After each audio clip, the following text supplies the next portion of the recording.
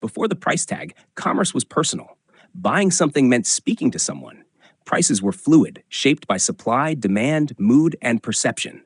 A merchant assessed the customer's interest and means. A buyer assessed how much effort negotiation was worth. The transaction was social as much as economic. This system worked when scale was small and relationships were repeated. Over time, familiarity smoothed the process. But as markets expanded, this flexibility became a liability. Negotiation slowed transactions. It introduced inequality. It rewarded confidence over clarity. And it created an invisible tax on anyone uncomfortable with bargaining. The rise of department stores exposed this flaw. Hundreds of customers moved through the same space, each expecting fairness and efficiency. Negotiation at scale was impossible. Clerks couldn't remember previous prices. Customers couldn't verify consistency. Trust eroded quietly. The fixed price was the answer. But a fixed price without visibility is still uncertain. The price tag emerged as the physical embodiment of that fix. It made value explicit before interaction. It allowed a customer to approach a product already informed. This changed behavior immediately. Decision-making moved inward. Instead of asking, buyers compared silently. Instead of negotiating, they evaluated. The emotional cost of shopping dropped. Transactions sped up. The design of the price tag followed these behavioral shifts. It had to be readable without handling the item.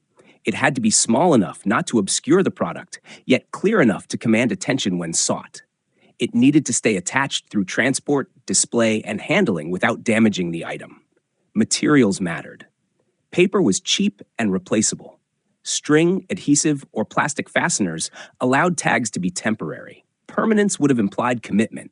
The tag needed to feel changeable, even when the price was not. Typography became part of the design language. Numbers needed to be legible from varying distances and lighting conditions. Currency symbols signaled context instantly. Sales markings introduced urgency without explanation. But the most important constraint was psychological. The price tag had to inform without pressuring. If it demanded attention, it would distract from the product. If it hid, it would frustrate.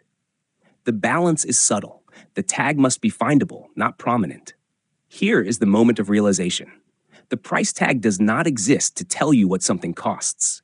It exists to let you say no without speaking. By making the price visible, the tag removes the social obligation to engage. You can walk away without explanation. You can pause without embarrassment. The tag protects both sides from awkwardness.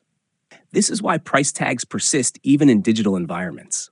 Online listings replicate the same logic. The price appears before interaction. The decision remains private. Over time, we stopped seeing price tags as tools and started seeing them as facts.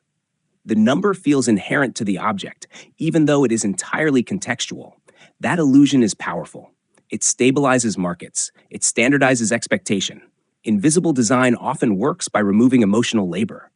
The price tag does exactly that. It absorbs the discomfort of negotiation, so the customer doesn't have to. When you glance at a price and immediately know whether you'll continue or move on, the tag has already succeeded.